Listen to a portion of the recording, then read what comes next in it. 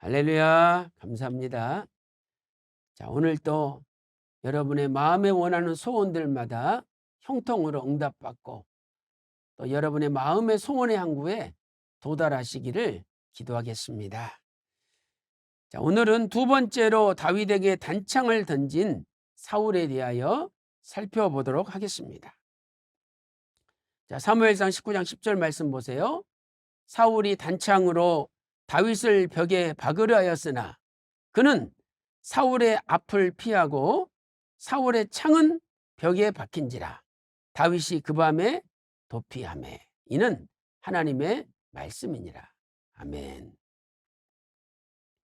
자, 사울은 요나단의 변호를 듣고 다윗을 죽이지 않겠다고 맹세를 하기도 하였습니다.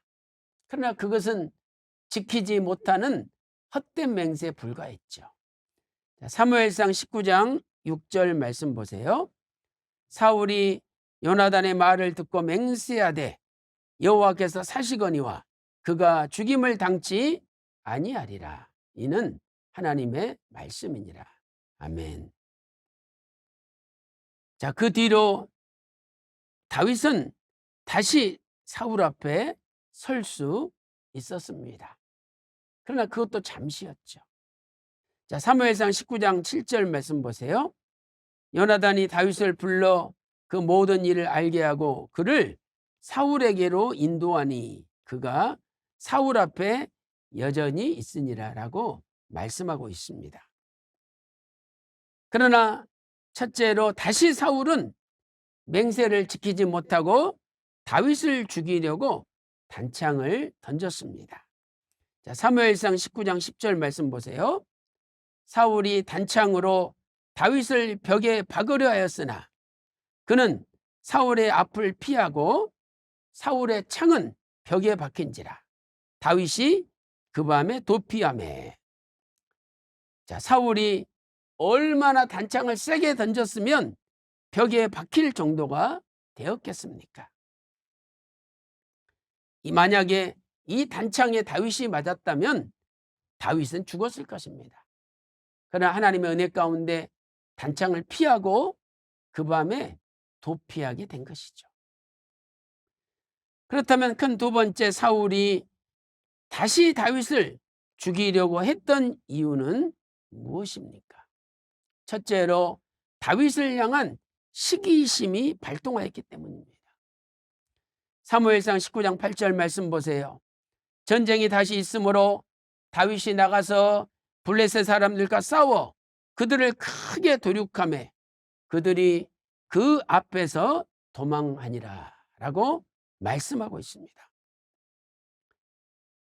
이렇게 그 후에 전쟁이 있었는데 다윗이 블레셋 사람들을 크게 도륙하였습니다. 다윗의 인기가 또 올라가는 상황이죠. 그래서 자기도 모르게 시기심이 발동하였습니다. 사랑하는 성도 여러분, 남이 잘 되면 박수를 쳐주고 하나님 앞에 감사해야지.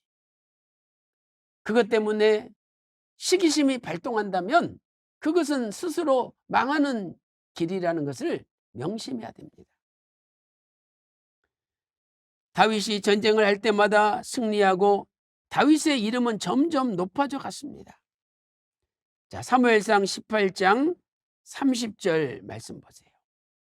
블레셋 사람의 방백들이 나오면 그들의 나올 때마다 다윗이 사울의 모든 신하보다 더 지혜롭게 행하며 이에 그 이름이 심히 귀중이 되니라라고 말씀하고 있습니다.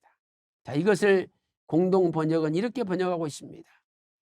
블레셋 추장들이 싸움을 걸어왔지만 그때마다 다윗은 사울의 어느 부하들보다도 잘 싸워 그의 명성은 높아가기만 하였다라고 말씀하고 있습니다. 여기에 사울의 시기심이 발동한 거죠. 종교 지도자들이 예수님을 죽이려고 한 것도 시기 때문이었습니다. 마가복음 15장 10절에 이는 저가 대제사장들이 시기로 예수를 넘겨준 줄 알미러라라고 말씀하고 있습니다. 두 번째는 악신이 사울에게 작동하였기 때문이죠. 자, 사무엘상 19장 9절 10절 말씀 보세요. 사울이 손에 단창을 가지고 그 집에 앉았을 때에 여호와의 부리신 악신이 사울에게 접하였으므로 다윗이 손으로 수금을 탈 때에 사울이 단창으로 다윗을 벽에 박으려 하였으나, 이렇게 악신이 발동하였기 때문이죠. 그러나 놀라운 사실은 이 악신도 하나님께서 부리시는 악신이라는 사실입니다. 악신 자체도 하나님의 주권, 권세하에 놓여 있는 것이죠. 그 결과 다윗은 사울의 앞을 피하고 사울의 창은 그냥 벽에 박혔습니다. 그리고 다윗은 그 밤에 도피하게 되었던 것입니다. 사무엘상 19장 9절에 접하였으므로, 이것은 히브리어 문장에서는 제일 앞에 나옵니다.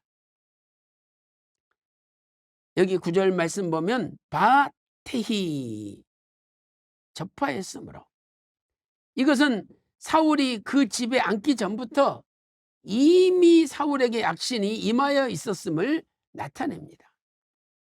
이렇게 이미 악신에게 점령당한 사람은 하나님의 뜻이 머물러 있는 사람을 죽이려 하고 또 하나님의 뜻을 무너뜨리려고 합니다.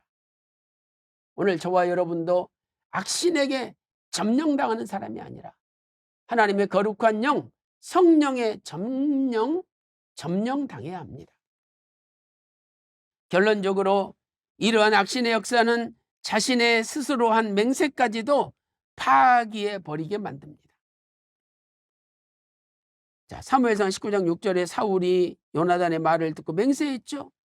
내가 다윗을 죽이지 않겠다. 그러나 시기심과 악신의 역사로 이 맹세를 휴지 조각처럼 버려버렸습니다. 위선 박아브람 목사님께서는 영원히 꺼지지 않는 언약의 등불 321페이지에서 이렇게 말씀하고 있습니다.